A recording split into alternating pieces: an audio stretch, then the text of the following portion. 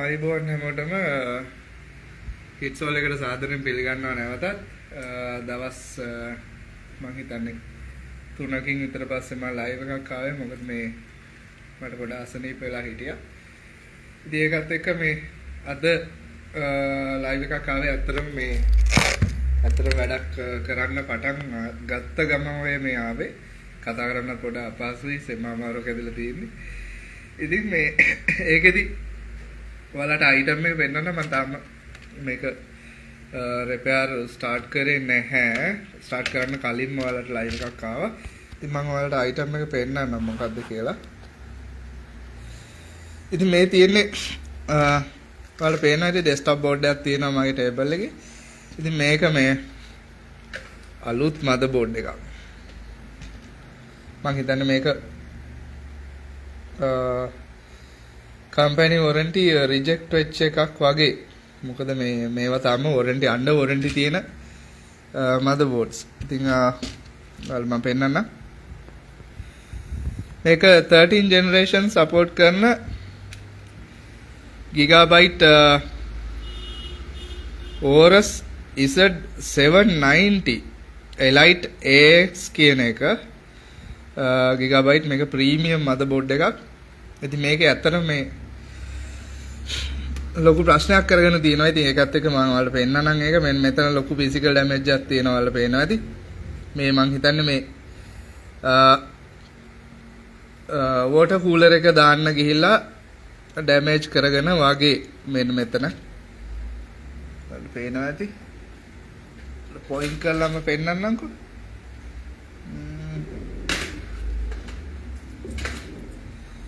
මෙන්න මෙතන. ඔයාලට පේනවාද ලොකු ඩැමේජ් එකක් තියෙනවා මෙතන මේක. ඊළඟට මෙන්න මේ චිප් එක බර්න් වෙලා තියෙනවා. ඒ වෙනකොට මේ චිප් එක බර්න් වෙලා තියෙනවා. මෙන්න මේ චිප් එක.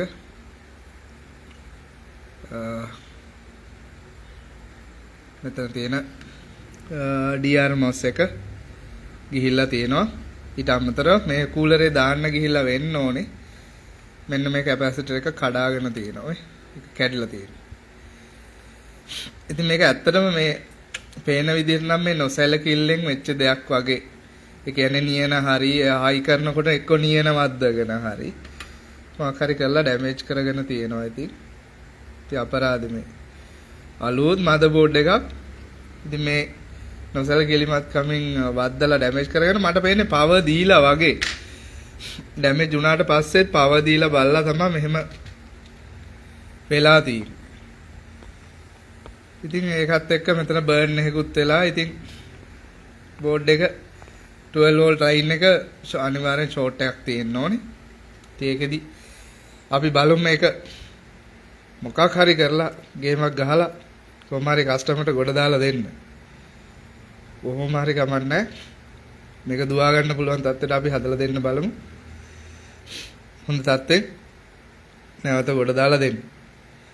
ඉතින් මේක හරි වටින මදර්බෝඩ් එකක් ඉඳලා අපි බලමු. ෆයිට් එකක් දෙමු මේක ගොඩ දාන්න. හරි. ඉතින් දවස් 2කට 3කට විතර පස්සේ ඔන්න මුලින්ම ගත්ත ජොබ් එක. ඒකත් එක්ක බලමු මේක සාර්ථක කරගන්න පුළුවන් වේද කියලා. ඉදිරියේදී මේක සාර්ථක වුණොත් නැවත ලයිව් එකක් ඇවිල්ලා ඔයාලට පෙන්නන්න. එහෙනම් මම ලයිව් එකෙන් යන්න. ඉදිරියේදී නැවත වැඩක් කරගෙන ඉන්න ගම ලයිව් එකෙන් හම්බෙමු. එහෙනම් මොකටද ජය වේවා. A few moments later. හරි ආයිබෝන් නැවත KITSOL එකට සාදරයෙන් පිළිගන්නවා ඔයාලව. ඉතින් මම කලින් ලයිව් එකේ පෙන්නවා ඔයාලට මදර්බෝඩ් එකක් මම ටේබල් එකට ගෙනල්ලා තියෙනවා. ඒකෙදි මේ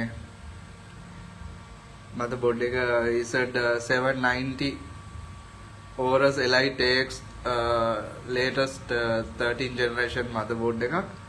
ඉතින් ඒකෙදි මම ඔයාලට කලින් ලයිව් එකේ පෙන්නවා මේකේ CPU power පැත්ත damage කරගෙන තියෙනවා customer විසින්. damage කරගෙන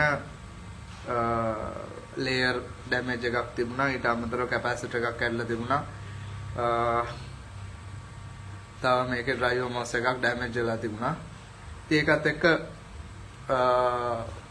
මොන විදිහකින් හරි කස්ටමර්ට මේක සාර්ථකව රිපෙයාර් කරලා දෙන එක තමයි අපේ අරමුණ. ඉතින් ඒකෙදි මේ වැඩ කටයුත්ත යන අතරතුරේදී මම නැවත ලයිව් එකක් ආවේ මම ප්‍රෝග්‍රස් එක ඔයාලට පෙන්නන්න. ඉතින් ඒකෙදි මේ තියෙන බෝඩ් එක ඔයාලට පේනවා. ඉතින් මේ Z790 Aorus Elite AX කියලා මේ බෝඩ් එකේම තියෙනවා. ඔයාලට බලා ගන්න පුළුවන්. ඉතින් ඒකෙදි මේ තියෙන ඩැමේජස් ටික ඉතින් මෙතන ලොකු වලක් තියෙනවා හැරිලා. ඉතින් මෙතන තියෙන මේ ෂෝට් එක මම ඉවත් කරගත්තා. මෙතන සෝල්ඩර් මාස් දාලා වහන්න වෙනවා දැන්. මෙතන ඩැමේජ් එකක් තියෙනවා. මේකත් මාස්කින් දාලා වහන්න වෙනවා. මම කැඩුන කැපැසිටර් එක මම සම්පූර්ණයෙන් ඉවත් කරගත්තා. මොකද එයාගෙත් කම්බි කොහේ හරි ගෑවුනොත් එහෙම ආයෙ ඩැමේජ් වෙන්න පුළුවන් නිසා.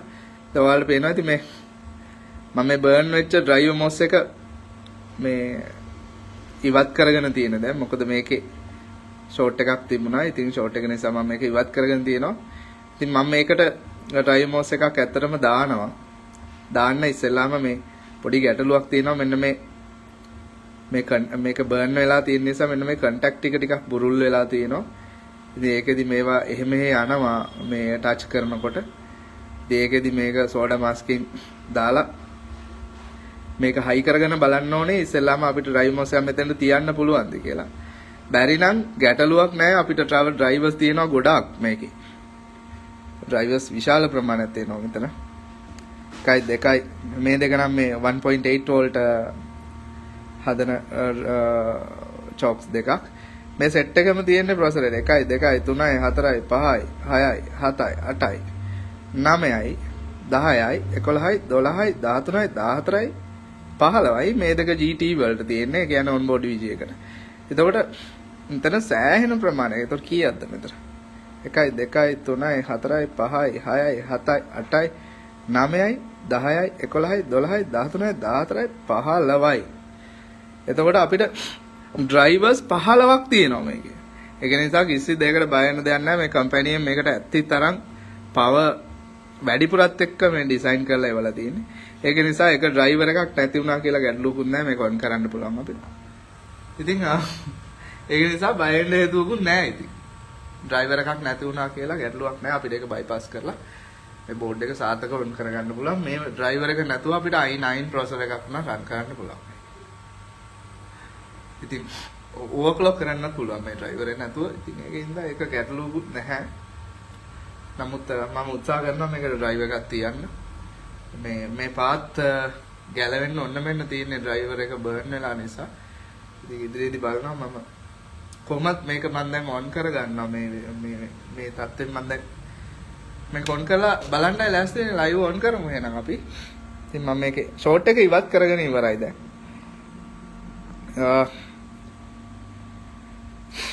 මේක අපිට එනකොට no power මේ power 8 pin එක plug කරාට පස්සේ මේ board එක on වෙන්නේ නැහැ. මෙතන drive එකේ තිබ්බ short එක නිසා. ඉතින් අපි බලමු දැන් මේක ඔන්න මම power දුන්නා. ඒක දිහා on කරලා බලමු. ඔයාලට පේනවා ඇති power supply එක start වුණා. ඉතින් board එක S5 to S0 okay වෙලා තමයි දැන් තියෙන්නේ. ඔයාලට පේනවා ඇති මේ දිගටම fan spin වෙනවා. ඒ කියන්නේ S5 to S0 okay. කිසි ගැටලුවක් නැහැ. බලමු V-core power හදනවද කියලා. අපිට processor power තියෙනවා නම් කිසි ගැටලුවක් නැහැ. අපේ processor side එක සාර්ථකයි. බලමු මොකද වෙන්නේ කියලා.